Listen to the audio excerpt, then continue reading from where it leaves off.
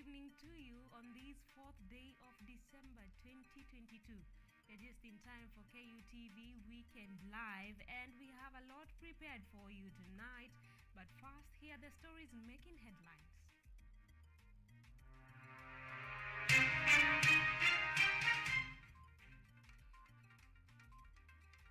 President William Ruto pleads with Kenyans to unite without discrimination.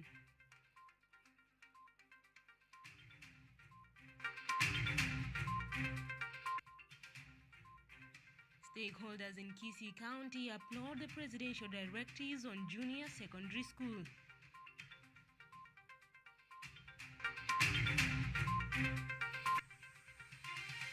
World Bank issues grants to farmers in Embu County, which is projected to uplift the county's economic status.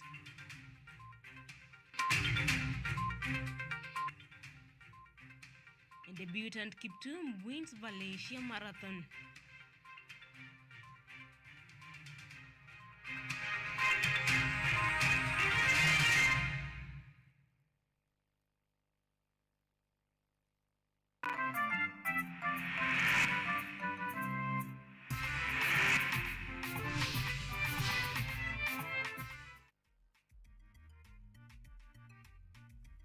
Time for the road to meet the rubber. I'm DAPHNE ORINA, and on the sign language interpretation desk is Sami Okelo. Let's get started. President William Ruto, when attending a church service at the Embu University campus grounds, has urged the leader of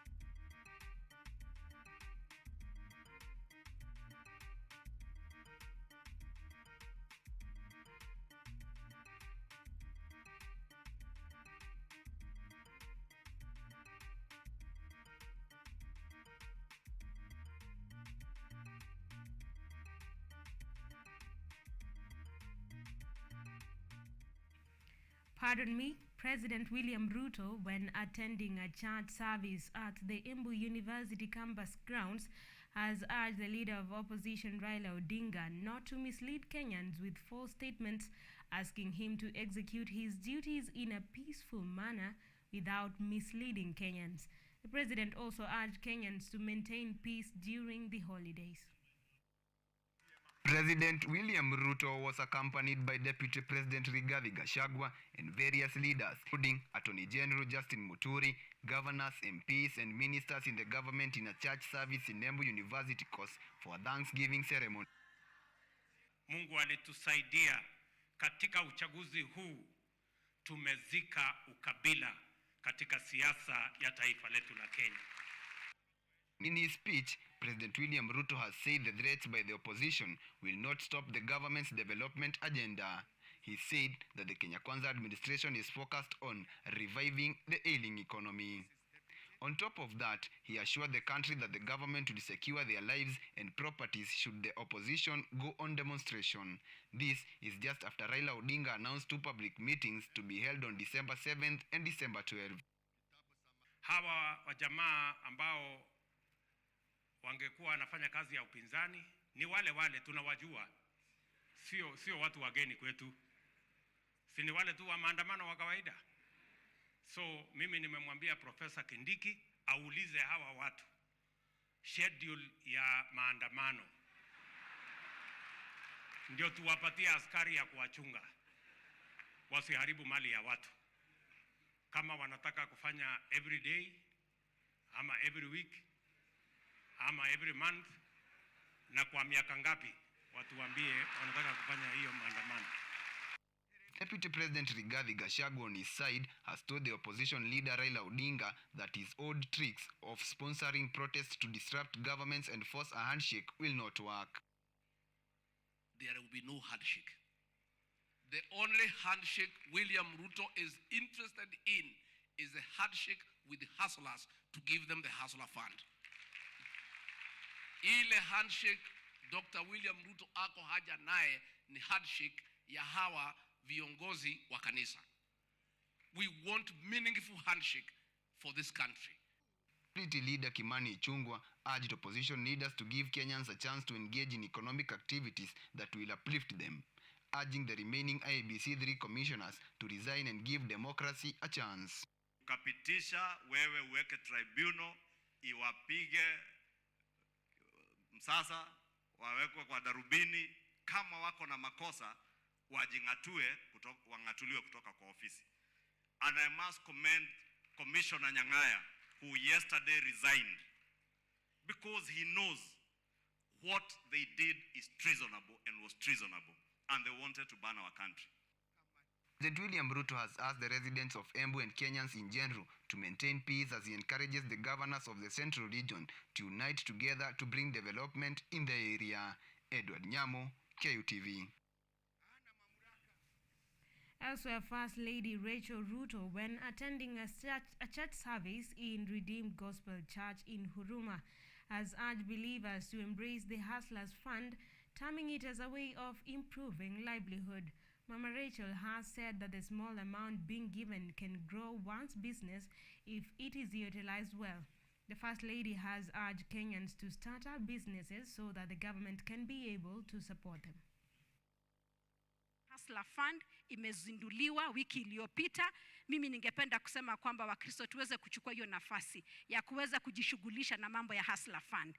Mara nyingi hatuna pesa za kuweza kusaidia biashara zetu, lakini hii pesa ndogo pengine ambayo watu wengine wanaona ni ndogo. Hata nilikumbusha wakati mmoja naendelea kufanya kazi na kina mama, na nilikumbuka wakati tulianza mambo ya table banking hapa Nairobi. Wamama wa Nairobi wakaanza kusema shilingi 100 inaweza kunisaidia nini? Shilingi 200 inaweza kunisaidia nini? Shilingi 500 inaweza kunisaidia nini? Shilingi 1000 inaweza kunisaidia nini? Mimi nikawaambia kwamba anza ili uweze kuona. Waswahili wanasema kidogo kidogo hujaza kibaba. Na hawa mama ambao walikuwa wanadharau hiyo pesa ndogo siku hizi walianza hivyo polepole, na sasa siku hizi wao ni millionaires. Hii mambo ya Hustler Fund inaweza kuonekana kama pengine shilingi 500 haiwezi kukusaidia, lakini leo uko na 500, kesho utakuwa na 1000, siku hiyo itakuwa na 2000, utajipata kama uko na 50,000, na hiyo pesa itasaidia biashara zako. Well, that Hustlers Fund is eliciting a lot of emotions online, and we'll be sampling some of, the emotions that you are portraying on the web for you. Also, stakeholders in Kisii County are airing their opinions on the directives issued by President William Ruto concerning the competency-based curriculum. A number of them have applauded the directives to have junior secondary schools domiciled in the existing primary schools, and that the grade 6 Kenya Primary School Education Assessment Examination shall not be used to determine the placement of pupils to junior secondary schools.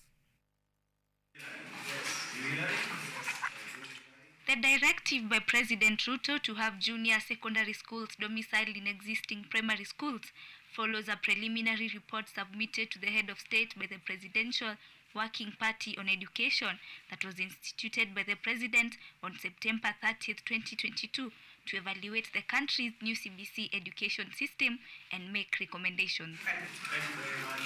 This is Joseph Kamende. State House spokesperson Hussein Mohammed made the announcement in a statement while adding that the Ministry of Education would provide the necessary guidelines on how it would be done. Speaking during a ceremony to transit PP2 learners to grade 1 at Precious Hope Academy, the stakeholders remarked their concerns for the learners' age bracket had been addressed. Samuel Gekonge, the director of the school, said that they are ready for the program as he asked parents, the government and other stakeholders to come together in supporting CBC. I want to tell you that this curriculum parents is the best in the world and provides knowledge and skills that are diversified for our children. And therefore, at the end of the day, our children are going to be better in all ways. Lakini muhimu ni kwamba serikali pia iwekeze katika kuweka vitu kama maabara, maana watoto wanahitaji maabara ya kuweza kufanyia utafiti wa haya masomo mengine ambayo yanahitaji kufanyia utafiti.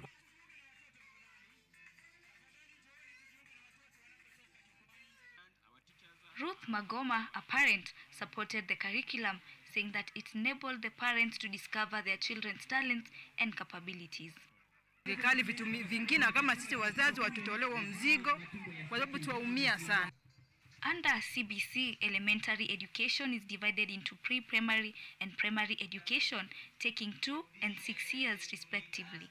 Junior secondary starts from grade 7 up to grade 9.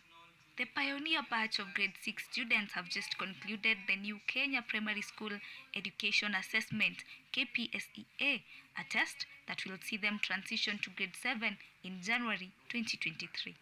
Jacqueline Wanjiru, KUTV.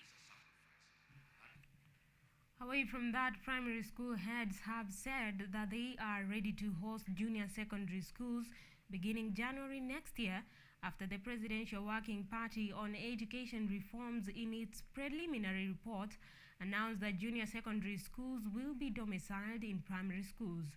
While addressing the media in Mombasa County, KEPSHA Chair Johnson Zioka said that the domiciling junior secondary schools in primary schools will save the government the agony of realizing the 100% transition. About 1,287,597 grade 6 students sat for their inaugural Kenya Primary School Education Assessment, KPSEA, which ended on Wednesday, and are expected to join junior secondary school in January. We have the capacity to take care of our children from grade 7 to grade 9 in primary schools. Sometimes I get surprised when people talk about capacity, because when it comes to the teachers, they have upgraded themselves by furthering education. Right now, we might be having more than 60% of our teachers in primary as graduates.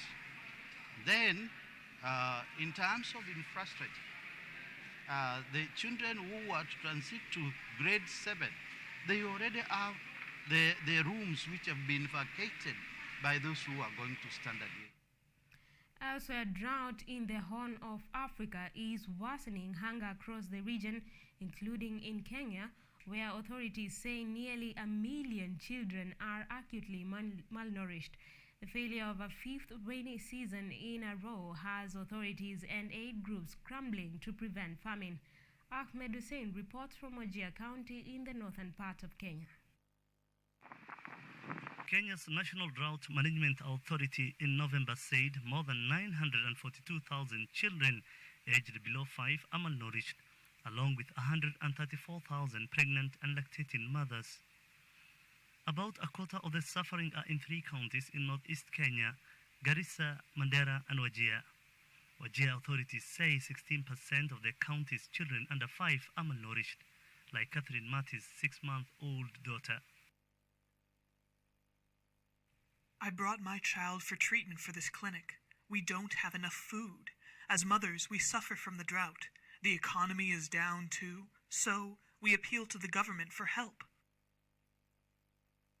Kenyan authorities say the record drought has forced nearly 4.5 million people to seek food aid. Wajir authorities are now pushing screening campaigns and training more healthcare workers to detect early cases of malnutrition. Habiba Ali Maalim is a Wajir County Executive Committee member for health.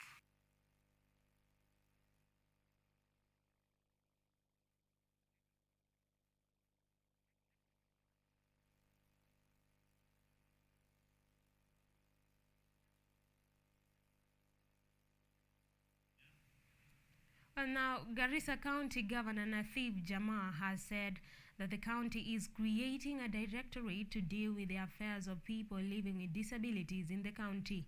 Jammeh revealed this yesterday as the county celebrated the United Nations International Day of Disabled Persons.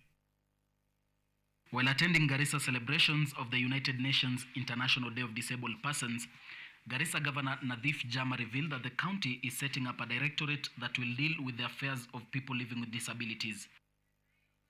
I've already established within the county establishment a special directorate for PWDs. Hiyo directorate ni itahusika na mambo ya walemavu. Governor Jama says that the directorate has been established and what remains is the appointment of various chief officers to head the directorate. He also added that leaders of the directorate will be persons living with disabilities. Joseph Tamukobe, who was permanent secretary for the Ministry of Sports and Heritage, attended the celebrations and proposed that funds be set aside for disabled persons and that they be offered job opportunities. Hakuna program ambayo watu wa kawaida watapata eti walemavu wasipata, hiyo hakuna. Let me say that in all frankness. Hii program that watu wengine watapata kama ni business funding, kama ni nini, kama ni employment, nyinyi pia mtapata share yenu ya kutosha. This comes a few months after people living with disabilities in Garissa demanded to be included in the county government in October this year. Governor Jama had also promised to roll out programs for the persons living with disabilities in his inaugural speech. Mutweri Eliud for KU TV. Well, it is time for us to take our first break here at KU TV Weekend Live. But as promised, I'm going to sample some of your comments regarding the Hustlers Fund. Kevin Tony says it is not reliable at all. How do you give a boutique owner in Eastleigh or Kamukunji 500 shillings? Another one, Willie Williams, says Fuliza is more better than this long con. Well, those are some of the feedback that you are giving regarding, the government's Hustlers Fund. We take a break. We'll be back with more. Don't go too far.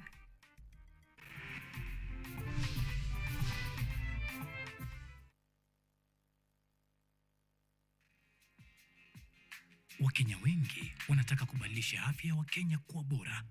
Wengine wanafikiria ni kwa kufanya harambee ili kusaidia wale ambao hawawezi kumudu pesa nyingi za matibabu. Ingawaje hili husaidia, cha muhimu zaidi ambacho unaweza kufanya ni kuhimiza kila mtu kujisajili kwa UHC Super Cover. Ni shilingi 500 pekee kila mwezi. Kwa kufanya hivyo, unasaidia Wakenya kufikia bima ya afya wanayoweza kumudu, ili wale wasioweza kumudu mahitaji ya matibabu ya afya wanaweza kupata bima ya afya wakati wowote ule wanapokuwa na hitaji. Iwapo Wakenya wengi watalipa UHC Super Cover, basi Wakenya tutazidi kuwa wenye afya njema. Haya ndiyo mabadiliko tunayotaka. Je, jukumu lako ni lipi? Ni rahisi. Lipia NHIF yako kila mwezi ya shilingi 500 pekee ili kujali afya yako, ya familia na jamii. Iwapo hujajisajili kama memba wa NHIF, tembelea kituo cha NHIF au Huduma Center yote nchini. Bonyeza *155# kujisajili au download My NHIF app kwa Google Play na Apple Store kujisajili. UHC Super Cover. Sasa sote tuko sawa. UHC Super Cover. NHIF.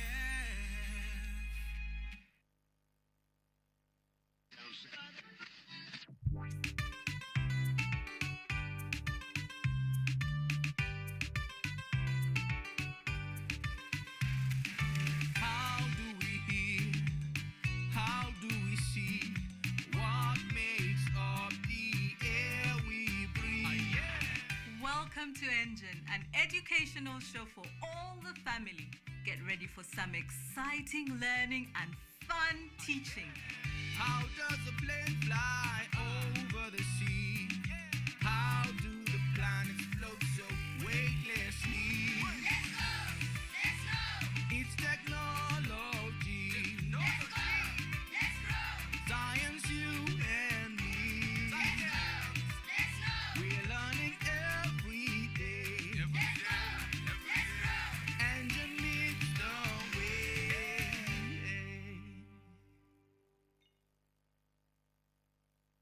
Kenyatta University will hold its 52nd graduation ceremony on Friday, 16th December 2022 at the main campus along the Thika Superhighway. KUTV will provide live coverage of the graduation ceremony from 8 a.m. The graduation ceremony will also be streamed live on KUTV and KU website, Lola app and all KU social media platforms. For more information, please contact the Office of the Registrar Academic on 020-870-3092 or 0786335111 or visit the KU website at www.ku.ac.ke. Kenyatta University, transforming higher education, enhancing lives.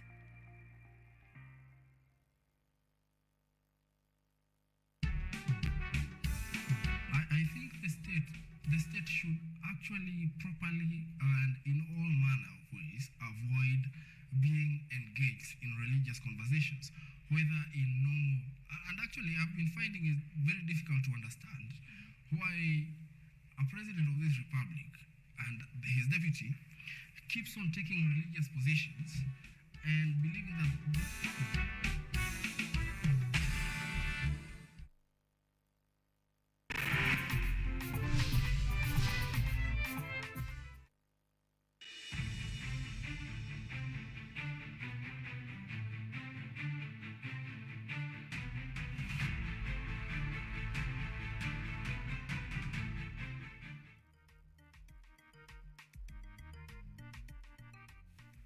Right, welcome back. Remember, you're watching KUTV Weekend Live, and if you're just tuning in, you can talk to us on our social media platforms at KUTV Kenya Facebook page, KUTV Kenya YouTube page, and you can reach out to me at DAPHNE ORINA, where tonight we are looking at the major thing being the Hustler Fund. That aside, more than 135 farmers groups in Embu County will benefit from donations amounting to 125.7 million Kenyan shillings by the World Bank, which are aimed at supporting agriculture-based economic ventures and startups. They include those owned by common interest groups, vulnerable and marginalized groups, as well as the ones from dairy producers. Wakulima katika kaunti ya Embu wamepata kila sababu ya kutabasamu tena baada ya kupokea ufadhili kutoka kwa Benki ya Dunia ili kupiga jeki ukulima na uchumi wa kaunti hiyo.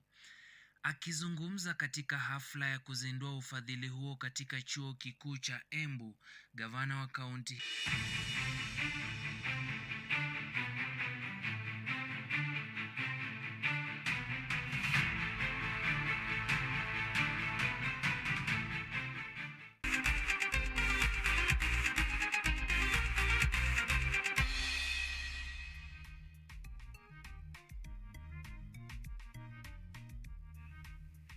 Apologies for that. News is news. Kelvin Kiptum obliterated a strong field to win the Valencia Marathon, clocking the second fastest time in the world, over 42 kilometers.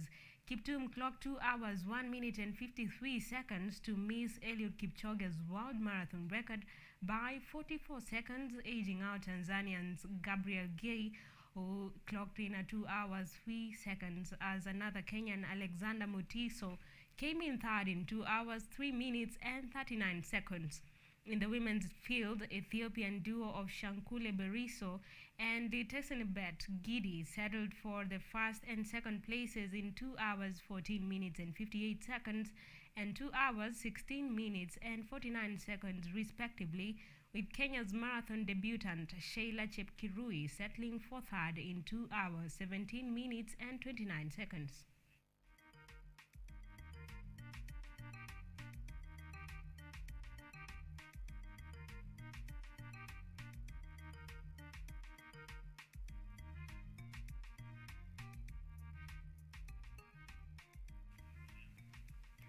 Elsewhere, Tusker has stamped their authority after edging AFC Leopards 1-0 in their FKF Premier League Round 3 fixture that was played today at Moi International Sports Centre in Kasarani. Tusker remains top of the table in the table standings with Gor Mahia in second place. Elsewhere, Nakuru City Queens was held to a 0-0 draw by visiting Gospel Women in their FKF Women Premier League fixtures played today at the Nakuru Showgrounds.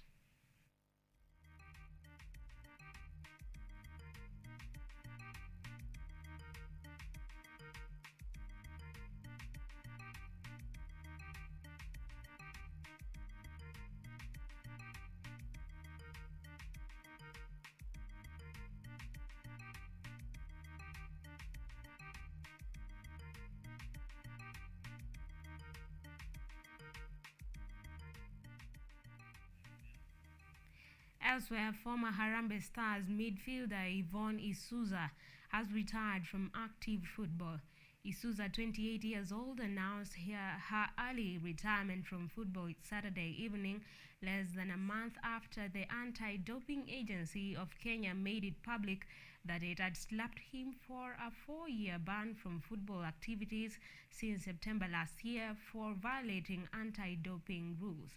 Isuza featured for several clubs locally, including Giants AFC Leopards, Wazito Mathare United and Nairobi Stima. He was part of the Harambee Stars squad that won the 2017 Sekafa Senior Challenge Cup held in Kenya, and he netted the lone goal that secured Harambee Stars a crucial 1-0 win over Burundi in the semi-finals.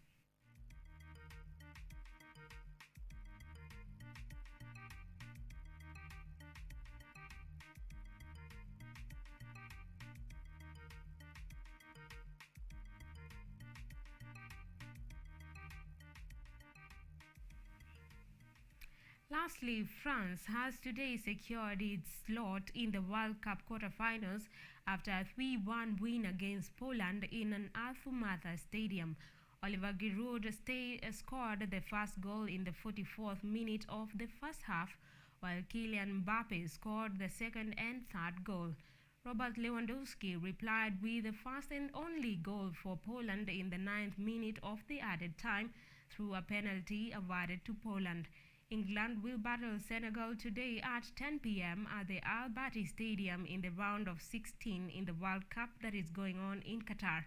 Japan will tackle Croatia at 6 p.m. tomorrow, while Brazil will go head-to-head with South Korea at 10 p.m. to fight for a place in the quarterfinals.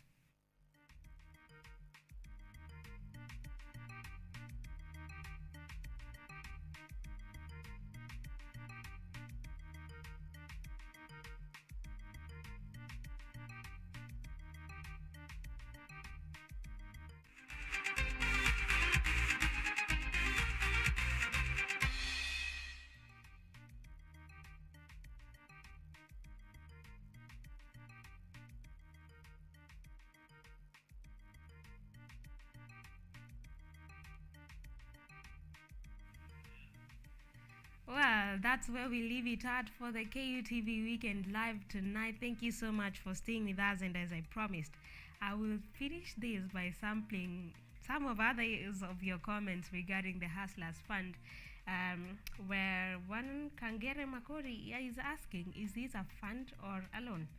Another Willie M. Willie is saying, in all due respect, Mrs. or rather, dear First Lady, the 475 shillings can't change or lift any business. Well, they have said it. It's not from me. And I wish that Brazil, scores or rather qualifies to the quarterfinals. I've always been a supporter for Brazil. It is a wrap from me here at studio. Thank you so much for being with us. I've been in the company of Sami Okello, and I go by the name Daphne Orina. Have yourself a pleasant night and a good week.